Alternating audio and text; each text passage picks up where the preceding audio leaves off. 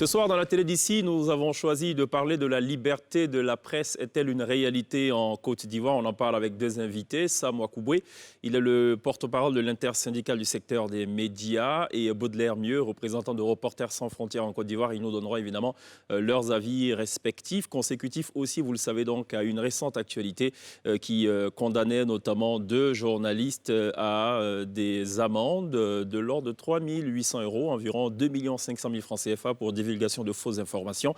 Quelle est la responsabilité du journaliste, singulièrement dans cette période de crise sanitaire? On en parle avec plaisir et avec détail dans cette émission. Dernière partie de tableau, on sera rejoint par Josué Sandis. C'est un jeune artiste d'ailleurs qui nous offrira notamment un des titres tirés de sa collection. C'est un jeune artiste et nous avons choisi donc de le propulser sur la scène de la télé d'ici. L'essentiel de ce que vous êtes en droit de savoir ici, la télé d'ici, bonsoir, bienvenue.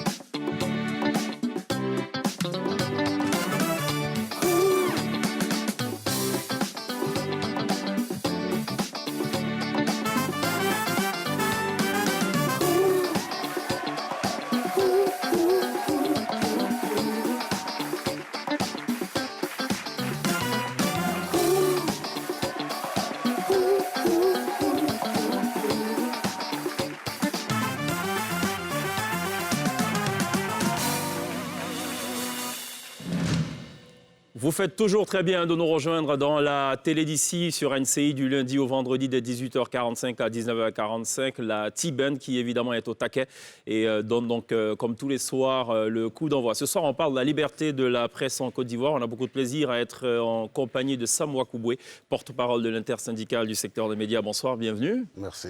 Bonsoir également à Baudelaire Mieux, représentant de Reporters sans frontières.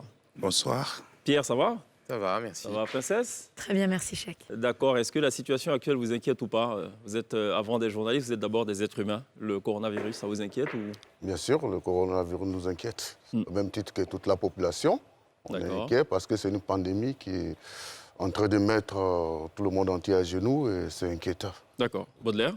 Effectivement, le corona est devenu une question de santé publique au niveau mondial et en fait, il ne faut pas plonger dans la psychose, mais je pense plutôt qu'il faut savoir aborder cette question et le monde se portera mieux. D'accord. Princesse Pierre, est-ce que vous dites tous les matins « Carpe diem », chaque jour suffit sa peine? Est-ce que, enfin, je sais pas, quand vous vous levez le matin dans ce contexte de coronavirus, c'est quoi votre état d'esprit? C'est un peu la même chose depuis quelques semaines. On essaie de faire encore plus attention parce que on se dit que les jours avancent et les cas augmentent, donc il faut faire le maximum pour... Tout à fait. En même temps, on essaie juste de suivre les mesures d'hygiène et puis on avance comme ça chaque jour. Il y a eu une petite confusion quand même. Le directeur général de la santé a dit, et je cite, « Vu que l'épidémie s'est généralisée à Abidjan, il s'avère obligatoire de porter le masque ou le cache-nez. » Il s'avère obligatoire. Ça ne veut pas dire que c'est obligatoire. C'est une exhortation. Et évidemment, sur les réseaux sociaux et sur beaucoup de médias notamment, on a relayé comme quoi c'était obligatoire le port du masque. Et voilà, je pense que c'est d'ailleurs un exemple d'ailleurs de la déperdition du message dont souffre d'ailleurs la presse. Alors pourquoi j'ai souhaité qu'on démarre avec le coronavirus? C'est que j'ai découvert, comme ça par enchantement sur les réseaux sociaux, une vidéo produite notamment par un scientifique chinois, alors qui démontre que la transmission se fait donc par postillon. En d'autres mots, c'est par jet de salive. On va d'ailleurs regarder justement cette petite compilation qu'on a faite. Vous allez le voir tout à l'heure donc à l'écran. Ça montre notamment l'importance de respecter ce qu'on appelait la distanciation sociale 1 mètre. On regarde et on revient juste derrière.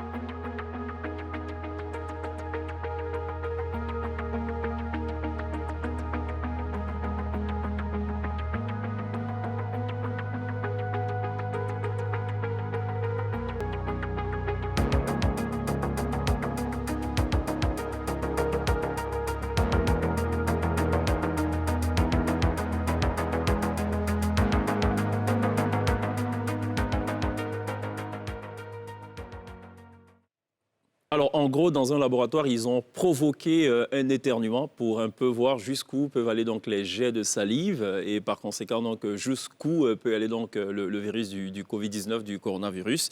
Il faut donc absolument respecter la fameuse distanciation sociale qui est d'1 mètre et pas 1 kilomètre. On l'a entendu quelque part. Comme disait d'ailleurs quelqu'un, si c'est 1 kilomètre de distance, ce n'est pas certain que les 25 millions d'Ivoiriens puissent tenir dans les 329 463 km² de la Côte d'Ivoire. Venons-en à la presse. Trop, c'est un peu l'intitulé d'un article d'ailleurs, pour un peu dénoncer l'amende qui a été infligée il y a quelques semaines de cela à 2 journalistes, notamment de Soir Info, je pense c'est d'un autre canard, Le Nouveau Réveil, pour divulgation de fausses informations. J'ai envie de dire tout bêtement, mais la loi elle a été appliquée, où est le problème ? Le problème résiste parce que la loi n'a pas été pour nous appliquée. Ah bon? Oui, parce que nous le disons, parce qu'il y a un esprit dans lequel la nouvelle loi sur la presse a été écrite. Oui. Aucun journaliste ne doit être arrêté dans l'exercice de ses fonctions, c'est bien ça? Bien sûr. Et dans cet esprit-là, oui. Nous voyons que le procureur de la République et ses services sont résolument en train de s'éloigner de cet esprit.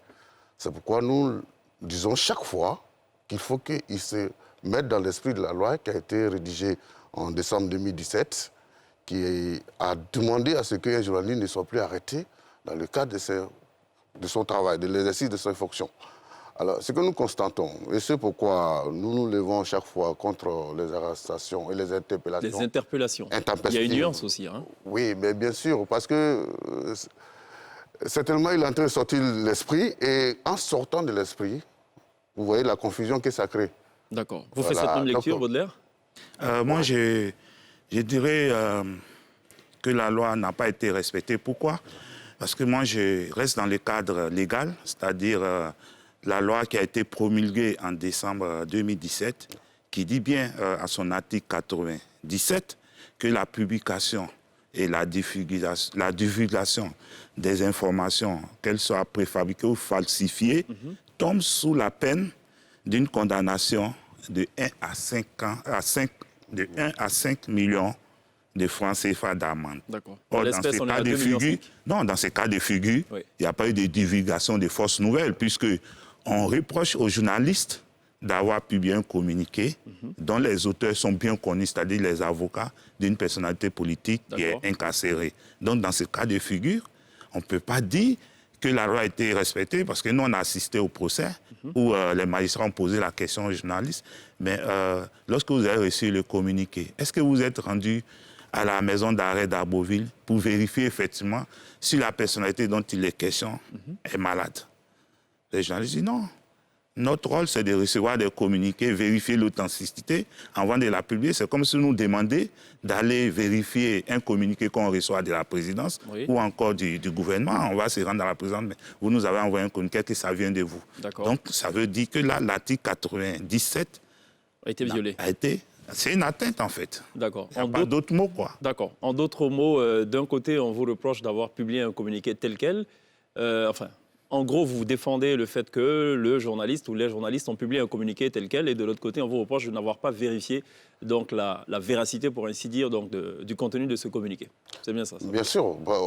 Les journalistes n'avaient pas forcément à vérifier la véracité du communiqué. Est-ce que ça, ce n'est pas dans les attributions même premières d'un journaliste que de vérifier une information, même si c'est un communiqué? Il y a des canaux d'information qui sont des canaux fiables. D'accord. Comme il a cité tout à l'heure, la présidente de la République. Comme sur les plateaux de chaque jour, on voit le ministre de la Santé qui vient donner le nombre de décès, le nombre de personnes contaminées. On ne va pas demander alors aux journalistes d'aller voir effectivement ces personnes-là, où elles sont situées, les compter eux-mêmes pour aller écrire. Non, ce sont des canaux officiels. On n'a pas besoin. Surtout que le barreau des avocats se trouve à quelques mètres du bureau de celui du procureur de la République. Quand il convoque les journalistes, nous comprenons difficilement qu'il ne convoque pas les avocats qui ont produit le communiqué, qui ne le nient pas. Mais mal n'en a pris parce que récemment, le bureau Abidjan d'Amnesty International vient porter l'eau au moulin des journalistes pour appuyer sur le fait que ce que les journalistes ont écrit n'est pas faux. Pourquoi alors les avoir convoqués? D'accord. Alors j'ai une question. C'est vrai que dans les écoles de journalisme, il a enseigné de rapporter les faits tels quels. Est-ce qu'il faut rapporter tous les faits Est-ce qu'il ne faut pas tenir compte peut-être d'une sensibilité du contexte, par exemple? Est-ce qu'à un moment donné, le journaliste ne devrait pas avoir de jugeote? Juste une question, qui n'a pas forcément un lien avec cette situation.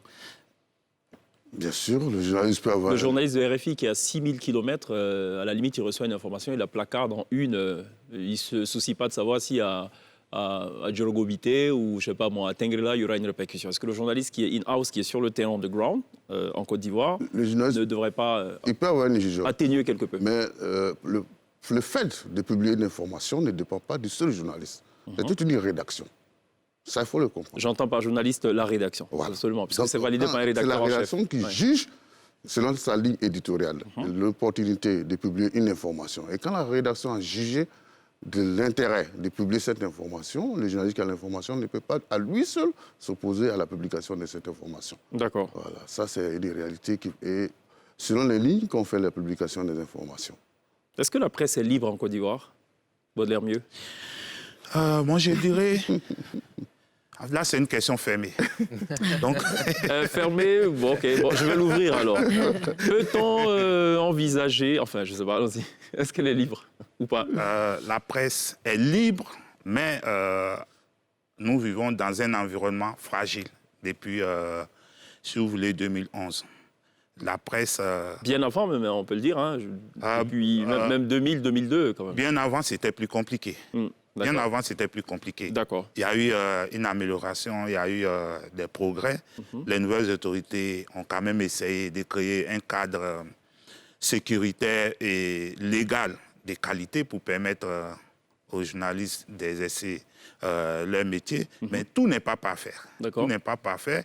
On a encore quelques inquiétudes, quelques préoccupations, comme le cas que vous veniez de signaler. Et aussi, concernant la nouvelle loi qui a été... promulguée en décembre 2017, on a des réticences, on est inquiet sur certains articles de cette loi-là. Et à l'époque, on a demandé aux autorités s'il ne fallait pas faire une relecture, un réexamen de ces tests-là pour améliorer ce qui est amélioré. D'accord. Et ça montre que aussi... le classement, on en parlait tout à l'heure. Alors, ça veut forcément intervenir.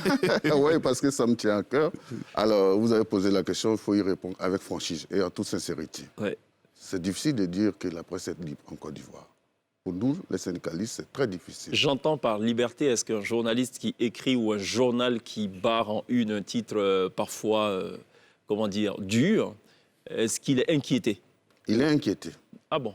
Ouais. Il est inquiété parce que ceux qui ont été interpellés récemment, ils ont été inquiétés par rapport à ce qu'ils ont barré à la une de leur journal. D'accord. Voilà. Donc, c'est pourquoi je dis que c'est difficile de dire qu'on a la totale liberté ici. Bon, je la pose autrement la question. Ouais. Est-ce qu'il ne devrait pas avoir une sorte d'épée de Damoclès sur la tête des journalistes pour les obliger justement à fonctionner dans un cadre plutôt normal, sérieux et... Ce n'est pas d'intérêt. C'est pas l'intérêt? Parce que la liberté d'expression en appelle à l'accès à l'information pour tous. Est-ce que vous voyez? Oui. Alors, dès l'instant où on parle de l'accès à l'information pour tous, il y a plusieurs sensibilités dans un État. Il y a des minorités, il y a des majorités. Et il y a plusieurs personnes, chacun a l'information que la personne recherche. Ici, dans ce même pays, en Côte d'Ivoire, nous avons vu des députés, des hommes d'État faire des marches pour Charlie Hebdo, en son temps. Ils ont fait une marche pour aller jusqu'à l'ambassade de France pour Charlie Hebdo.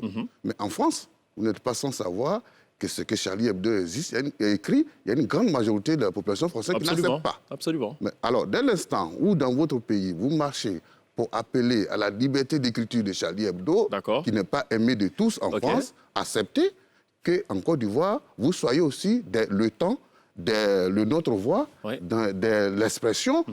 Bien sûr, il ne suffit pas d'un Charlie Hebdo. Voilà, le nouveau réveil. Il ne suffit pas d'être Charlie Hebdo seul. Ce que vous réclamez chez les autres, pourquoi vous le refusez chez vous? D'accord. Et quand des journalistes barrent en une des informations qui ne sont pas vérifiées, par contre, ça part complètement en cacahuète. Pierre? Non, mais la vraie question qu'il faut se poser, parce que dans le communiqué, ça apparaît clairement, une certaine presse qui est mise en cause. Est-ce qu'aujourd'hui, on a un problème avec la presse d'opposition, tout simplement? Est-ce qu'il faut poser la question comme ça? Bien sûr, et c'est ce que nous dénonçons. Le procureur fait un peu fausse route en voulant catégoriser la presse en Côte d'Ivoire. Dans la presse à Côte d'Ivoire, nous sommes un ensemble. Nous sommes un ensemble. Nous ne sommes pas une catégorie de presse bonne contre une catégorie de mauvaise presse. Il ne faut pas aller dans ce sens. Il ne faut pas aller dans ce sens. Est-ce que, moi qui vous parle, je suis secrétaire général d'une rédaction, le journal L'Expression, je suis secrétaire général d'une rédaction. Alors, est-ce qu'ils pensent que tous ces journaux-là... Proches du pouvoir. Proches du pouvoir. Est-ce qu'ils pensent que tous ces journaux-là n'ont jamais eu de manquements? Pourquoi ils ne les poursuivent jamais? Je ne l'invite pas à les poursuivre. Mais pourquoi ils ne les poursuivent jamais? C'est gênant. Et ça ne rend pas crédible un peu son... Oui, mais est-ce que ce n'est pas une tendance presque naturelle que les journaux proches de l'opposition soient constamment inquiétés, hein, tout régime confondu, hein. Ça a toujours été le cas depuis 90. C'est presque naturel, non? Que ce soit toujours... Sans cautionner. C'est la nature que nous sommes. Moi, je ne dirais pas du tout. Je ne veux pas faire de comparaison. Comme on dit, comparaison n'est pas raison. Ouais. Dans les précédents régimes... Mais remontons jusqu'à 90, hein, je veux dire...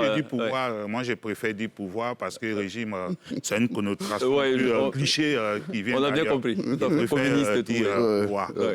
Par exemple, le précédent pouvoir qui a présidé au destiné de la Côte d'Ivoire de 2010, de 2000 à 2010, il y a eu des cas où des journalistes proches d'eux ont été condamnés. Par exemple, l'affaire Théophile Kouamouo, où ils avaient divulgué une enquête, une instruction du procureur, c'est-à-dire c'était l'affaire du café cacao, les détournements. Ils avaient publié l'audit dans leur journal qui s'appelait Le Courrier, proche du pouvoir. Ils ont été arrêtés.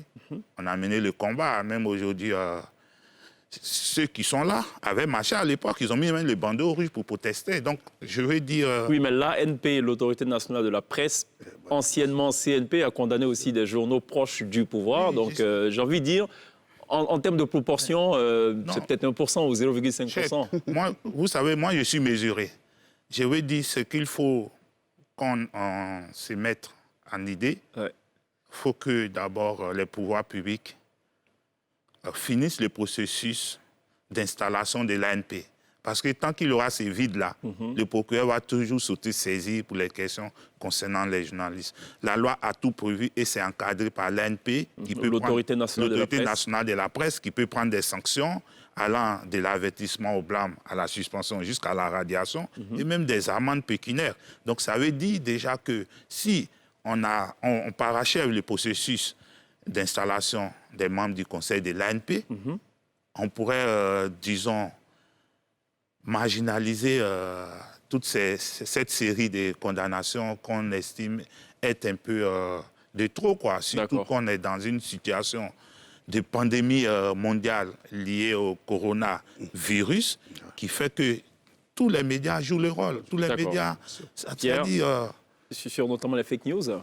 Oui, la grande question aussi justement avec les médias et leur rôle, c'est qu'on en parlait tout à l'heure, de vérifier les informations et leurs sources. On a bien compris que dans ce cas-là, c'était pas possible.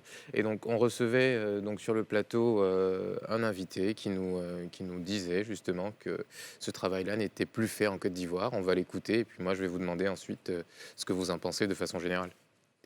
Notre code de déontologie nous oblige à publier une information que lorsque l'origine, la fiabilité et l'exactitude sont établies.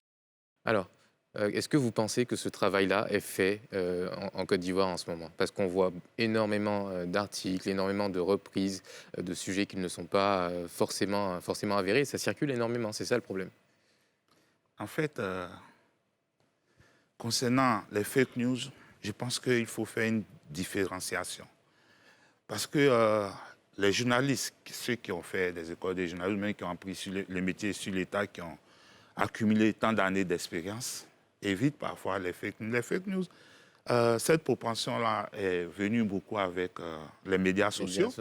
Et c'est vrai, il y a certains journalistes qui ne prennent pas de recul ou ne se donnent pas assez de rigueur pour vérifier l'authenticité. C'est une façon gentille de dire qu'ils ne font pas leur boulot. Je ne dirais pas ça, c'est-à-dire on est dans un contexte où il y a de la concurrence. Il y a de la concurrence où on peut avoir un scoop. Il faut aller au scoop en et il faut être sûr d'être le premier. Donc on peut faire un travail de vérification comme on nous le recommande, nous recommande la déontologie. Mais après, quand on pense que celui qui est à côté, il a l'info. En fait, ce n'est pas seulement en Côte d'Ivoire. Oui, Vous avez des grands médias américains, même en France, où, par exemple, il y a un journal qui a été condamné il n'y a pas longtemps à payer plus de 10 millions d'euros parce qu'ils ont publié une information qu'ils n'ont pas vérifiée. Ils ont reçu un communiqué qui est en réalité un fake. Quand ils ont publié les communiqués, ça a eu des conséquences dramatiques pour un groupe qui était coté à la bourse. Et l'autorité de régulation des marchés a sanctionné cet organe-là à plusieurs millions d'euros. Donc, c'est pour vous dire que ça n'arrive pas seulement qu'aux journalistes sous les tropiques, mais il y a cette concurrence-là avec les médias sociaux, les lanceurs d'alerte, les blogueurs. Donc, ça fait qu'aujourd'hui, on fait pas certains ne font pas ce travail minimum. Et pour avoir, il y a des fakes qui ont l'air des vrais. Donc, il faut essayer de démêler le vrai du faux. Ouais. Alors, il y a un autre point que je voulais évoquer. Donc, on va revenir un peu en arrière, justement, sur la question de ces condamnations. On rappelle encore une fois dans le communiqué que ça intervient dans une période très sensible, donc celle de la pandémie, et à l'approche de la période électorale. Donc, est-ce que vous craignez que plus on avance vers octobre 2020, plus on va se retrouver en face de situations comme celle-là? Vous pensez qu'il y a vraiment une crispation et qu'elle est palpable? On le craint et cela ne devrait pas être. Parce que, vous voyez, même dans cette crise sanitaire où nous sommes, les journalistes, les organes de presse font un grand effort, un énorme effort. Tous les journaux ont pratiquement mis en veilleuse l'actualité, autre chose, politique, sociétale, autre chose que la sensibilisation sur la pandémie à coronavirus. Ça, c'est à saluer.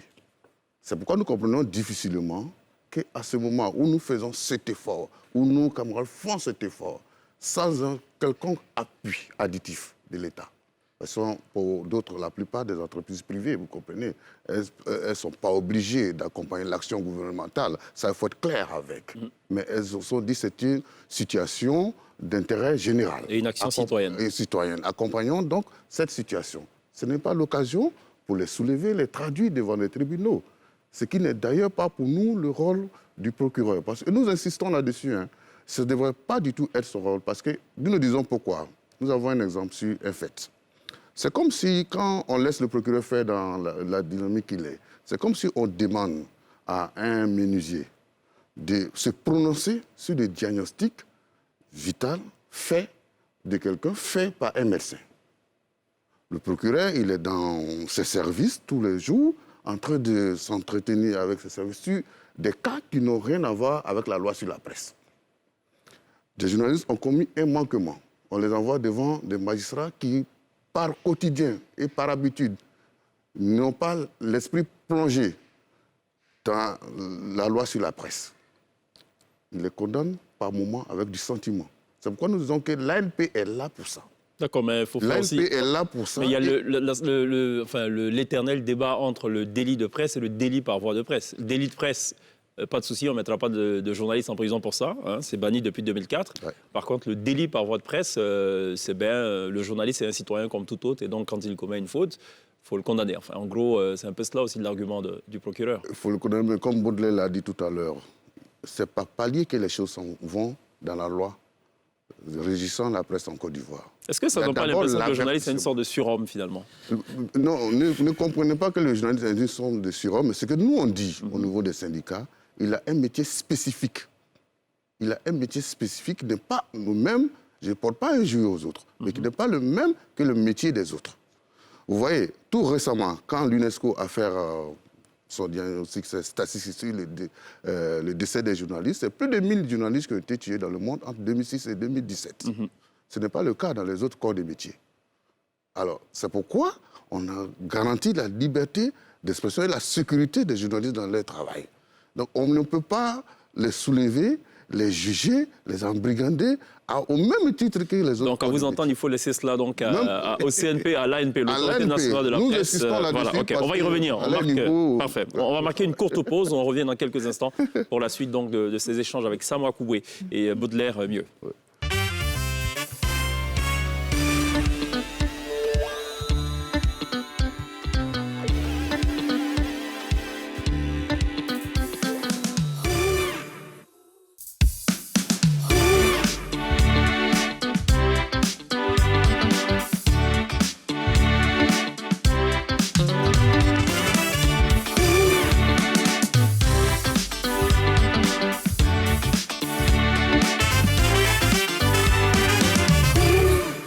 Vous faites toujours très bien de nous rejoindre dans la télé d'ici, votre talk show quotidien du lundi au vendredi de 18h45 à 19h45 sur NCI, la première chaîne de télévision privée de Côte d'Ivoire. On est toujours en compagnie de Baudelaire Mieux, journaliste, représentant donc de Reporters sans frontières en Côte d'Ivoire, et Sam Wakouboué, porte-parole de l'intersyndicale du secteur des médias. Messieurs, dames, l'actualité évidemment c'est du côté du Yopougon. Hier soir, donc coup de colère des populations riveraines du stade de la BAE, la brigade anti-émeute. On va d'ailleurs voir sur ces images amateurs récoltées donc sur les réseaux sociaux des populations qui ont donc procédé donc à la démolition du site d'accueil en construction, site d'accueil des malades du Covid-19, du coronavirus. Ils ont donc procédé donc à cette démolition. Des images que vous pouvez donc voir sur votre petit écran. Destruction des installations qui a eu lieu à l'heure même du couvre-feu. Donc c'est un double problème alors que le couvre-feu a été instauré depuis maintenant un peu plus d'une semaine dans le cadre de l'état d'urgence. Et ce n'est pourtant pas le seul site retenu puisque il y a l'INJS à Marcory, le Palais des Sports à Trècheville et également le stade Jesse Jackson de Yopougon. Donc des échauffourées qui se sont d'ailleurs poursuivies ce matin même et qui ont même gagné d'ailleurs en intensité puisque les forces de l'ordre ont dû user de gaz lacrymogènes pour disperser donc les manifestants, des forces de sécurité qui ont, faut le préciser, essuyé des jets de pierre. Messieurs, votre analyse de cette situation? C'est une situation déplorable. En tant que citoyens, nous ne sommes pas d'accord avec cette situation. On ne peut pas faire des langues de bois là-dessus. Nous ne sommes pas d'accord, nous la déplorons parce que la maladie actuelle qui dissipe le monde est réelle. Et c'est un réel danger. Quand l'État décide d'installer dans un quartier un site d'accueil, il faut le réceptionner avec joie parce que ça va aider à dépister dans ce quartier quels sont ceux qui portent cette maladie et les mettre dans les situations de soins. C'est cela. Voilà. Ce n'est pas l'occasion, mais ceux qui sont à Yopougon qui ont décidé de détruire ce site-là, site d'aventure. Ils ont des parents qui ont cette maladie. Ils veulent qu'on installe le site où et qu'ils vont aller pour qu'ils soient soignés. Ce n'est pas possible. D'accord. On sait que justement sur les réseaux sociaux, pendant qu'on voit d'ailleurs les images de ce matin, sur les réseaux sociaux, on applaudissait des deux mains l'installation de sites d'accueil au Nigeria. Et en Côte d'Ivoire, par contre, on procède à des démolitions. Baudelaire Mieux, analyse? En fait, ce qui s'est passé à Yopougon, je pense que c'est un déficit de communication. Parce que les sites dont on parle, selon quelques informations que j'ai glanées là, c'est pas un site d'accueil pour malades. C'est un site pour dépistage volontaire. C'est-à-dire, le gouvernement veut vulgariser le dépistage de telle sorte qu'on puisse prendre en compte tous les cas contaminés. Donc, c'est ce qui s'est passé, puisque sur ce plan, il n'y a pas eu de communication pour expliquer qu'on va installer des sites de dépistage volontaires à tel ou tel endroit. Les seuls sites qui ont été annoncés, c'était en fait les sites de confinement pour accueillir les malades. Et c'est ce qui a été rendu public et qui était en fait des extensions des établissements sanitaires existants. Alors que là, c'est un site, ce sont des sites de dépistage volontaire. Et selon le plan du gouvernement, il devrait en avoir 10 dans Abidjan. Donc, ce déficit de communication a fait que les populations et puis les rumeurs aidant et la psychose que la maladie commence à créer, a créé ce type de réaction. C'est déplorable, c'est dommage. Et je pense qu'on ne devrait pas y en arriver là. C'est important ce que vous dites, déficit de communication. Vous en pensez quoi, Pierre, Princesse? Moi, je relève les mêmes points. Un problème de communication. Communication, surtout dans un premier temps. Effectivement, il y aurait pu y avoir des échanges entre le gouvernement et les représentants de cette population. Je pense qu'il y a quand même eu, même si tout le monde ne l'a pas entendu, il y a un deuxième problème, c'est un problème d'éducation. Éducation, pas dans le sens où les gens du Yopougon seraient moins éduqués que le reste de la Côte d'Ivoire, mais sur la question du coronavirus, que ce soit un centre de dépistage ou un hôpital d'accueil des malades, c'est pas parce qu'il y a un centre que la maladie va se répandre dans toute la communauté. Donc il y a des mesures qui sont prises pour ne pas que ce soit le cas. Et puis on connaît les modes de diffusion du coronavirus. Absolument. Et puis le troisième, tout simplement un problème de civisme. Parce que peu importe ce pourquoi on installe ces installations, ces bâches, tâche s'est installée par le gouvernement, ça a coûté de l'argent et ça doit avoir une utilité publique. Soigner des gens, sauver des vies ou dépister, et de se livrer à des actes comme cela, moi je trouve ça déplorable et surtout intolérable. C'est décevant, c'est déplorable, parce qu'à la fin de la journée, on fait ça aussi pour désengorger les hôpitaux. Donc même si on veut manifester un mécontentement, il y a d'autres moyens de le faire, comme aller vers sa commune et se plaindre que de le faire de cette manière-là. Effectivement, c'est un investissement quand même qui a été mis en place pour justement éviter la propagation de la maladie. Donc c'est complètement ridicule. Et franchement, j'espère qu'on va essayer, même au travers de cette émission, de sensibiliser encore plus les personnes pour qu'elles puissent comprendre que ça nous concerne nous tous. Et qu'on a vraiment besoin les uns des autres pour pouvoir éviter que la maladie se propage encore plus dans le pays. En tout cas, entre-temps, le bilan justement des contaminations s'est alourdi. La Côte d'Ivoire enregistre 16 nouveaux cas au dimanche, portant donc à 261 le nombre de cas confirmés, dont 37 cas de guérison et 3 décès. Messieurs, venons-en à nos oignons. Est-ce que l'insuccès de la presse, quelque part, n'explique pas le succès des réseaux sociaux ? Le succès de la presse serait trop... Je vais la simplifier. serait trop fait un procès... C'est une question fermée encore ? Non, ce n'est pas qu'elle soit fermée, mais la presse, c'est ce que j'ai dit tout à l'heure. Depuis que, par exemple, prenons le cas de la situation actuelle dans laquelle nous sommes, parlant de la pandémie à coronavirus, la presse joue véritablement son rôle de sensibilisation, d'information, un réel canal d'information. Et je crois que tous les Ivoiriens ont accès aux médias, que ce soit les médias audiovisuels, que ce soit la presse écrite, la presse en ligne. L'information est quotidiennement relayée à ce niveau-là. Maintenant, ce qui se passe en Côte d'Ivoire... Je parlais de façon générale, pas lié forcément au coronavirus. Oui, mais ce qui se passe en Côte d'Ivoire, le mal que traverse notre pays, son origine ne se trouve pas au niveau de la presse. Il faut le reconnaître. Mais la presse l'a peut-être entretenu, promu. Peut-être moi, je ne suis pas de son avis. Ah, je dirais que... C'est vrai. Oui, Baudelaire. Je suis reporter sans frontières, donc j'ai des échanges. Peut-être il y a beaucoup de personnes qui ne le savent pas. La Côte d'Ivoire, c'est le seul pays qui a connu une crise. Et si vous voulez, l'accord de résolution de cette crise, il y a un article qui est lié à la presse. Un article, si vous prenez les accords de Macoussis, vous prenez les accords d'Accra, vous prenez les accords de Pretoria, vous verrez qu'il y a un article, il y a une disposition qui parle de la presse, qui parle d'encadrer la presse. Parce qu'il faut connaître aussi le contexte de la floraison des différents médias en Côte d'Ivoire. Ce qu'on appelait le printemps de la presse. La presse a été un instrument, un outil de conquête pour les politiciens. Bien sûr. Ça, il ne faut pas se voiler. Est-ce qu'on peut être objectif justement quand on est adossé à un parti politique ? De ce point de vue, j'ai dit, arrivé un moment, les Ivoiriens ont fait un break pour dire, mais voilà ce que la presse nous a apporté. C'est vrai qu'ils ne sont pas les seuls responsables. Il y a aussi les politiques qui sont derrière. En fait, l'image est tellement simple. C'est-à-dire, les politiques, les derrière, c'est les journalistes qui ont le couteau.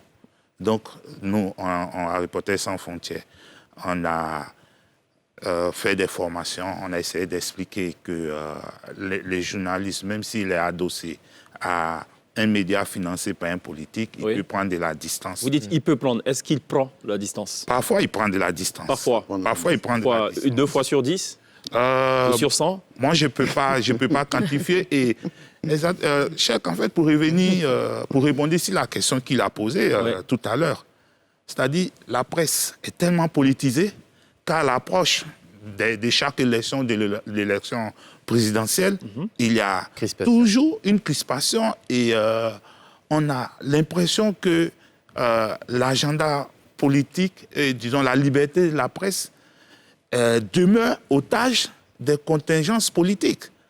Chaque fois, c'est comme ça, parce que aujourd'hui, le politique, pour lui, la presse, que ce soit du bord où il est, la presse est un instrument de conquête de pouvoir et surtout pour former l'opinion. C'est cela. D'autant que, justement, les médias servent justement à former l'opinion. C'est exactement ça. Alors, Sam Mokoubé, j'ai vraiment envie d'entendre l'argument l'avis de Sam Mokoubé. De l'expression. Ouais, bon, là, je suis là. Porte-parole de l'intersyndicale. Je n'ai pas du tout pris d'ordre de mission auprès de ma rédaction. Ok, bon, il est ici sur la casquette de porte-parole de l'intersyndicale. Du secteur des médias. Alors, au nom des travaux, ce que nous voulons dire ici, il ne faut pas faire totalement le procès de la presse. Non, mais aujourd'hui, on parle de la presse. On fait le procès de la presse aujourd'hui. Sur la tête de la presse. Oui. Là, je ne suis pas d'accord. Parce que, j'ai dit, dans tous les États, il y a des presses qui sont proches des partis politiques. Oui, mais qui restent objectives. Bien sûr, parce qu'à leur niveau, c'est là le problème. Eux, dans ces États, à leur niveau, ils ont su reconnaître le rôle de la presse comme un rôle d'intérêt public. Et ils ont commencé alors, à leur niveau, à injecter un financement conséquent dans les entreprises de presse pour leur permettre de faire leur travail comme il se doit. C'est ce qui manque sous notre pic. Quoi, il faut encore financer la presse 800 millions, ce n'est pas suffisant. 800 millions, vous savez, ça ne représente même pas ce qu'il faut à une entreprise de presse dans l'année. Et quand on fait l'État même au niveau de l'UEMOA, la Côte d'Ivoire est très loin. D'accord. Très loin. Il y a des pays à côté de nous qui donnent à la presse dans l'année 4 milliards de francs CFA. Le Burkina Faso, c'est 1 milliard dans l'année. Le Ghana, c'est 3 milliards. Il y a de ces pays. Nous sommes la locomotive de l'UEMOA. 40% de la masse. Mais on n'est même pas capable de donner des financements conséquents à la presse. C'est pourquoi... Peut-être que ceux qui donnent ne sont pas rassurés par la presse. C'est pourquoi des hommes politiques véreux récupèrent les médias comme un outil de combat. Et il faut arracher les médias dans ce système. Mais comment le faire? Ça, c'est compliqué. C'est à l'État de financer la presse. Non, c'est simple. Moi, j'ai dit... D'accord, ok.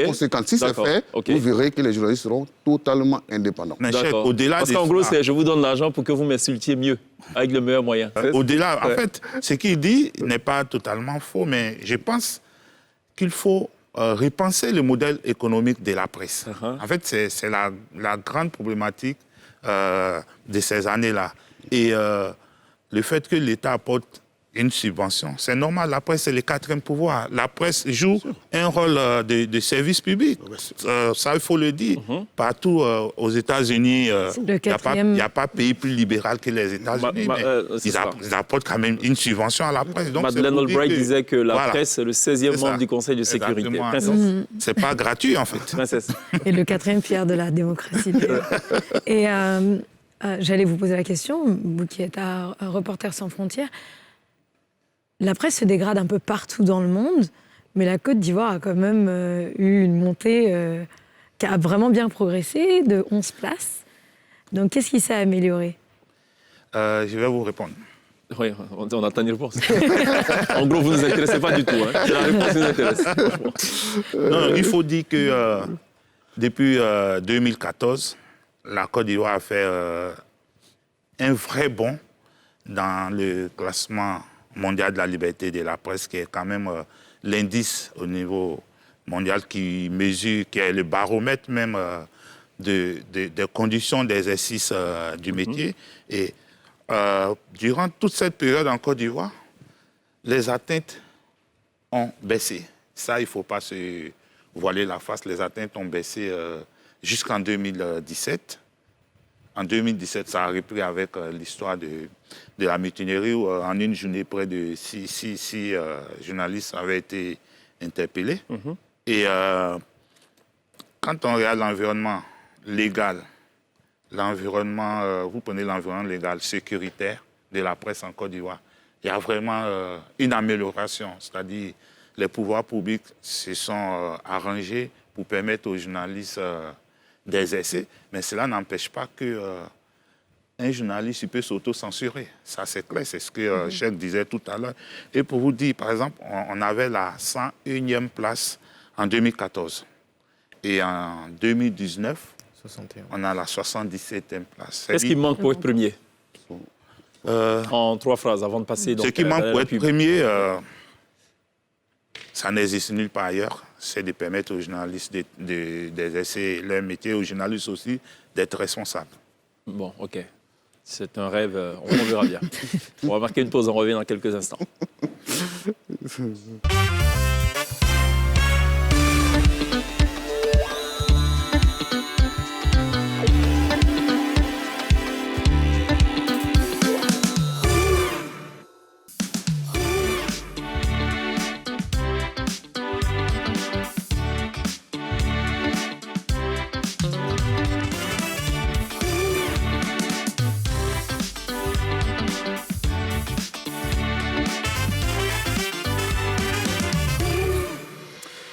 Retour sur le plateau de la télé d'ici pour Télé Vivre la Côte d'Ivoire dans tout ce qu'elle a d'essentiel. On en parle tous les soirs du lundi au vendredi de 18h45 à 19h45. Ce soir, on est en compagnie de deux journalistes qui ne sont pas là avec la casquette des organes respectifs. Non, ils sont plutôt là avec la casquette notamment de Reporters sans frontières pour ce qui est de Baudelaire Mieux et de l'intersyndicale du secteur des médias pour ce qui concerne Sam Wakoubwe. On est à une question de princesse.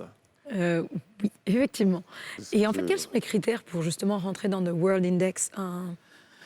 Les critères, ils sont très simples.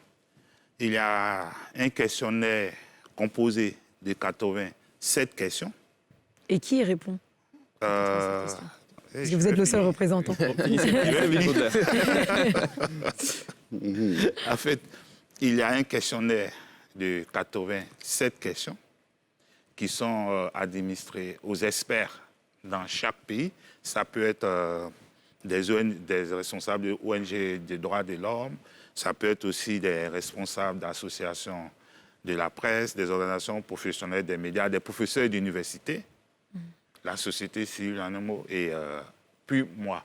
Ça, c'est la première partie. Et la seconde étape, c'est qu'on a une équipe qui est basée sur les différents continents du monde, qui fait un travail de monitoring, d'éveil et d'analyse de toutes les exactions contre la presse qui ont été menées dans différents pays. Donc c'est lorsqu'on a ces deux éléments que maintenant on essaye de faire le classement mondial, qui est quand même un baromètre. Et pour nous, c'est plus un plaidoyer qui est essentiel pour l'émulation entre les différents États. Et chaque année, ce classement, il est attendu par les autorités, les chefs d'État, comme les résultats du bac. D'accord, on a bien compris. Alors, messieurs, le temps joue forcément contre nous. J'ai juste quelques petites questions rapides, et j'attends de vous des réponses rapides.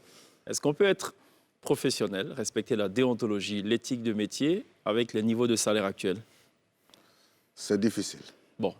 Impossible. Impossible. Est-ce que les patrons ou les entreprises de presse respectent les salaires minimums fixés par la convention collective professionnelle? Pas possible. Est-ce que c'est fait en ce moment, non? Si on fait des statistiques, une évaluation de l'environnement économique du secteur des médias actuellement, moi je ne dirais pas plus de 30%. D'accord. Ouais, et là, c'est déplorable. C'est appliqué ou pas, non? Moi, je dirais...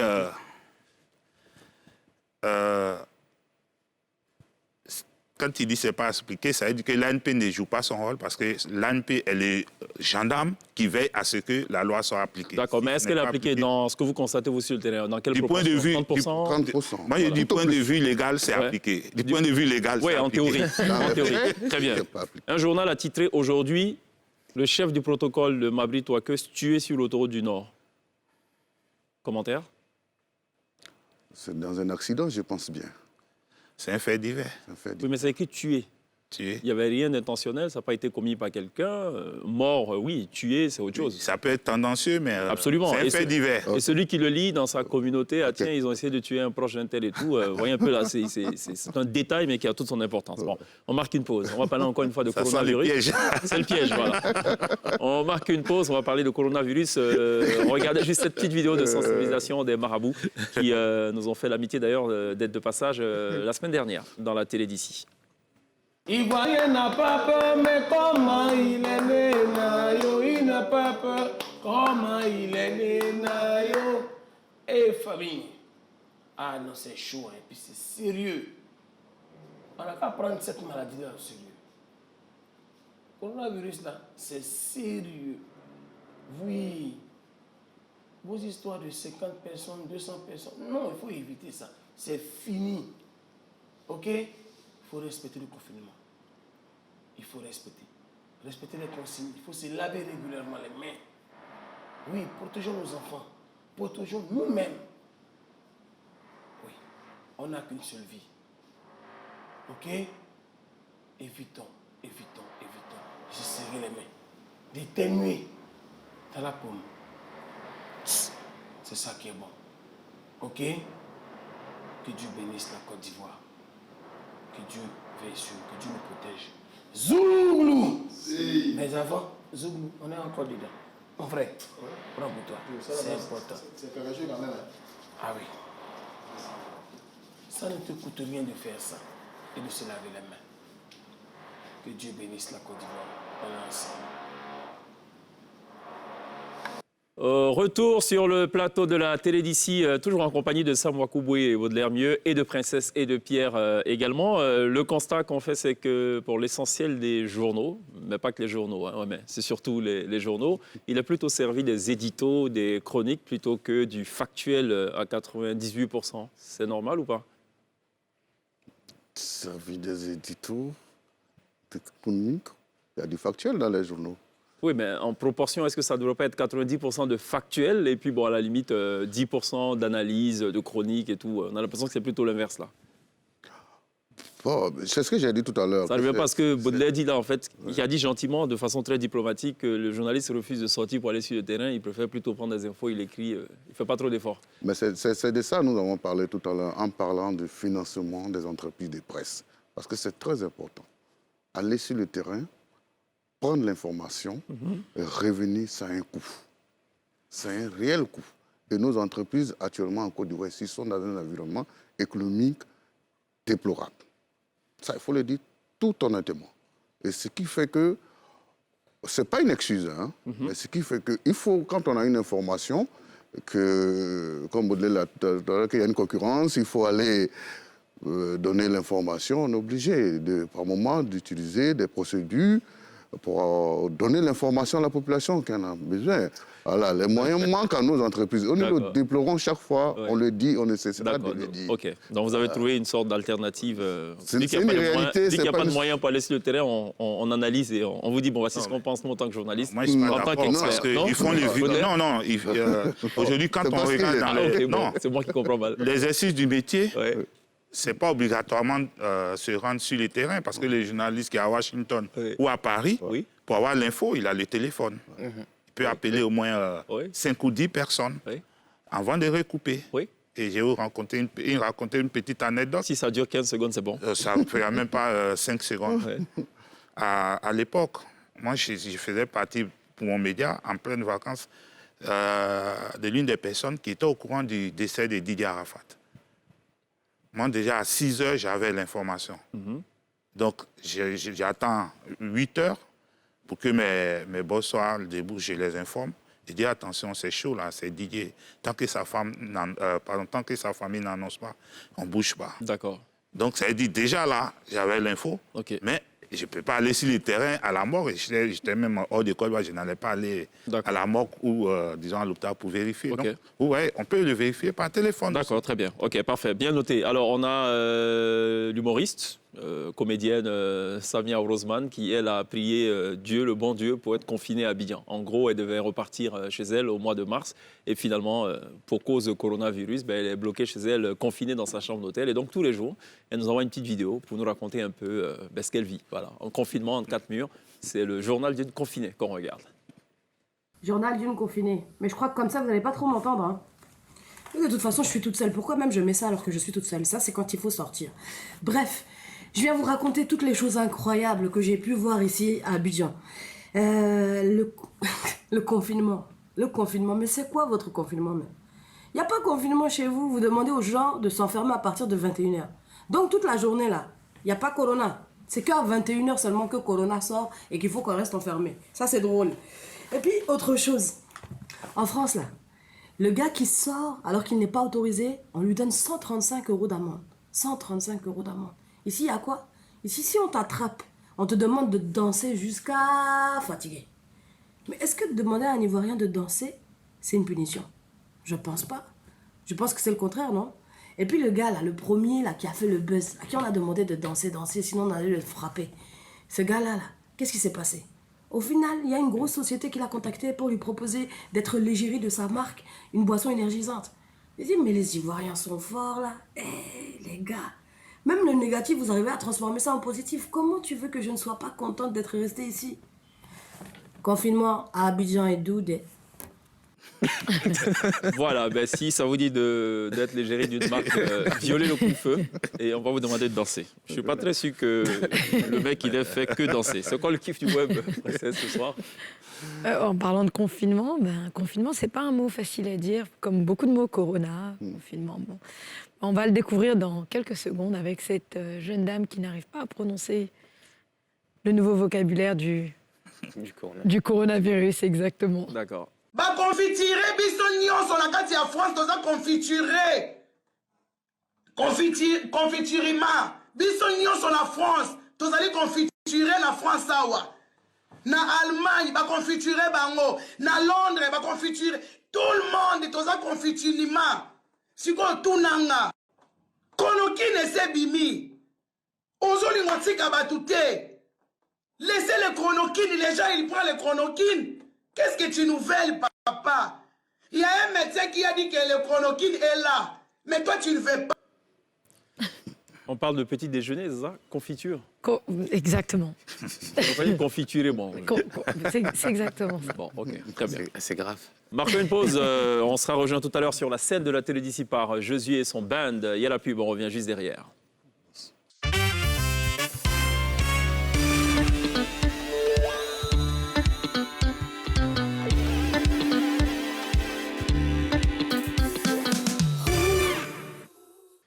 Télévivez la Côte d'Ivoire tous les soirs sur NCI, la première chaîne de télévision privée. Ce soir, on parle liberté de la presse. Alors, messieurs, est-ce que la liberté de la presse est portée disparue ou pas en Côte d'Ivoire? Portée disparue, pour nous, ce serait trop dit. Elle n'est pas portée disparue, mais elle n'est pas totale. Elle n'est pas totale. Nous gardons espoir de parvenir à ce qu'elle soit totale. On ne fait pas qu'au niveau de l'intersyndicale garder espoir. On mène des actions aussi dans ce sens. C'est en cela que les 4, 5 et 6 juillet 2019, à Bassam, on a convié le procureur de la République à un séminaire sur la sécurité des journalistes, un enjeu de démocratie. Il est venu? Il est venu. Il est venu et avec lui, l'ancienne porte-parole de la Commission électorale indépendante, la secrétaire générale de l'Autorité nationale de la presse, et même le porte-parole de la gendarmerie était présent. Et on a débattu sur la question. Et le séminaire s'est achevé sur le fait qu'il fallait mettre en place en Côte d'Ivoire un observatoire sur la sécurité des journalistes. Vous voyez, ce sont des actions que nous menons pour aider à une liberté totale de la presse en Côte d'Ivoire. Baudelaire, en 30 secondes. La liberté de la presse existe en Côte d'Ivoire et cela peut se constater par la pluralité des titres et des médias. Mais cependant, cette liberté-là reste fortement liée à l'évolution de l'environnement sociopolitique. Et pour terminer la loi de 2017, il y a un de ces articles, je crois l'article 33 du chapitre 2, qui dit que les journalistes ont le droit de protéger ses sources et ne doivent pas la divulguer, sauf si la loi l'y contraint. Donc, c'est-à-dire si on évolue dans un environnement complexe marqué par les tensions politiques, c'est clair que le journaliste peut être amené à divulguer sa source. Et ça, c'est pas de la liberté. On n'a pas beaucoup parlé, sinon même pas de l'usage du conditionnel. C'est pas grave. On va terminer sur une première note de bonne humeur. 12 jours de quarantaine. Regardez cette petite vidéo sympathique, récupérée donc sur les réseaux sociaux, désormais concurrent officiel de la presse. Classique. Pour un simple maigrichon dessert. Voilà, bon, vous l'avez bien remarqué. C'était la petite note d'humour. La deuxième note d'humour, c'est évidemment donc la présence maintenant sur la scène de la télé d'ici de Josué Sindis. À l'âge de 7 ans, il faisait partie notamment de la chorale de sa mère qui, elle, y était en tant que maître de chœur. Il est fils de pasteur. Depuis, il mène son petit bonhomme de chemin. Il a donc à son actif un single. Il faut juste préciser aussi qu'il est arrivé en deuxième position dans le concours de chant Golden Voice en 2018. Et pour cette année, il a participé notamment à The Voice Afrique francophone dans l'équipe de Monsieur Lokwa Kanza. Ce sera tout pour la télé d'ici. On se retrouve demain d'ici la Take Care. Josué Sindis, right now, sur la scène de la télé d'ici.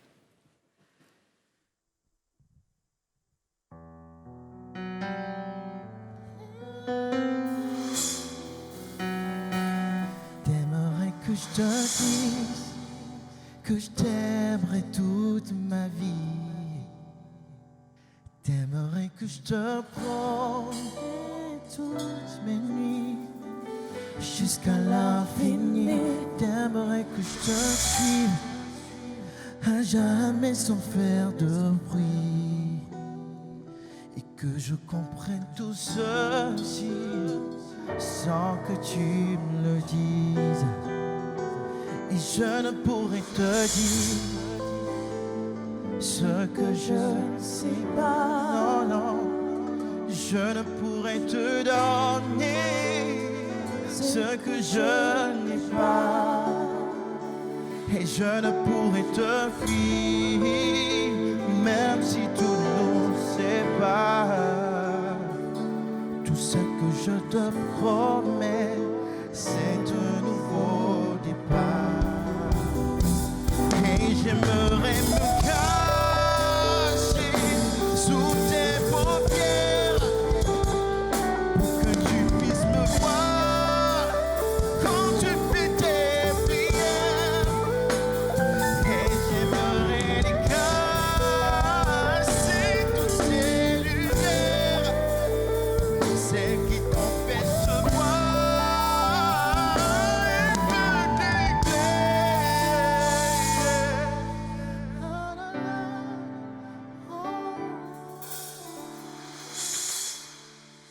Et je ne pourrais te dire ce que je ne sais pas.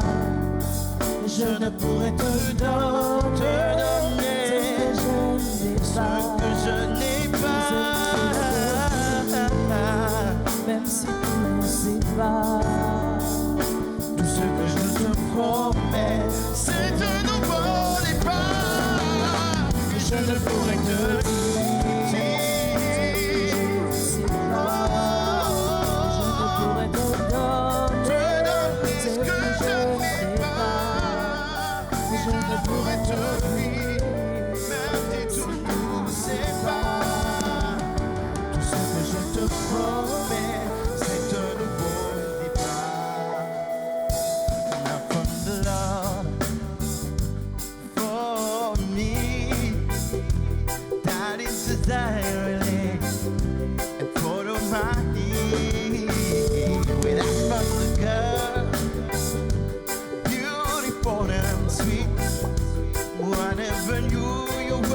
Someone waiting for me.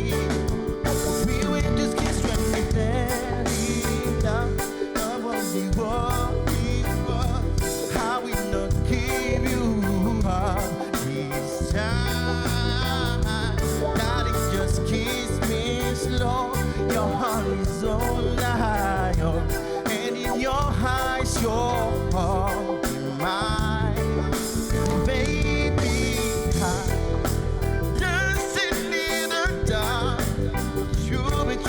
My heart, burdened on the cloud, listening to our favorite song. When you see the Lord of mercy, how we spend her name, I pray with you, hurting that you Lord, perfect tonight. Hey, hey, hey, perfect tonight. Oh, baby,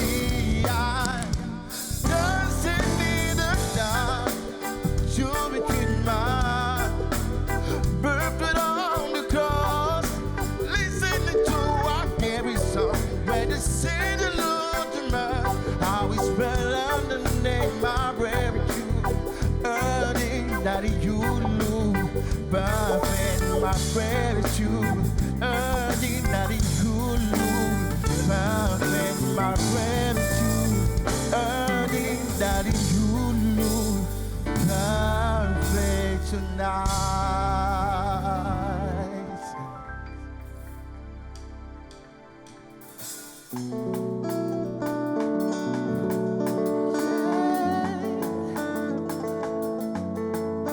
Doski un jour, Doski toujours. You are marvelous, yeah. Marvelous, yeah. You are marvelous, yeah. You are marvelous, yeah. Come on. You are my mountain, my first flight. You are marvelous, yeah, yeah, marvelous, yeah. You are marvelous, yeah. You're my protector, my shepherd, my prosperity, marvelous. You are, you are, you are, you are marvelous, yeah, marvelous, yeah. You are marvelous, yeah. Oh, You are marvelous, yeah. yes, you are, You are marvelous, yeah. marvelous. You are marvelous, yeah. You are marvelous, yeah. You are marvelous, yeah. You are marvelous, yeah. You are marvelous, yeah. You are marvelous, yeah. You are ma best friend, ma collabo tous les jours de ma vie. Tu es l'ami fidèle, l'ami fidèle. You are, you are, you are, you are marvelous, yeah. Tu restes en mon âme, guéris mes gourmets, no one can touch me like you do, God. Marvelous, yeah. You are marvelous, yeah. Get it, oh, get it, yeah, get it, get it. Come on, talk.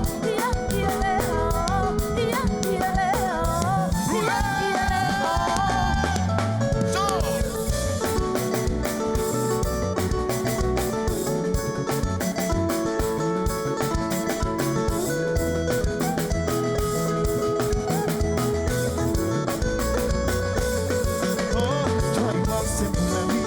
toi et moi c'est pour la vie.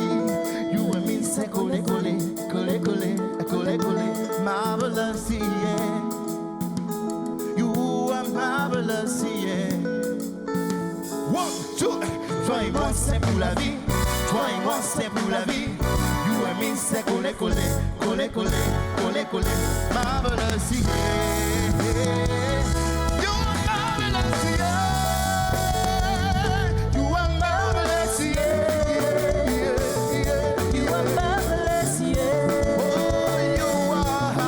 Marvelous, yeah. Come on, come on, come on. You are marvelous. Oh, You are marvelous, yeah. you are marvelous, yeah. You are marvelous, yeah. You are marvelous, yeah. You are marvelous, yeah. You are marvelous, yeah.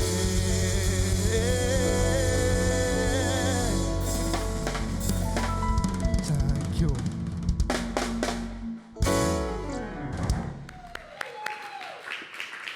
Bravo. On se salue comme ça. Hein, c'est pas- Josué, c'est un-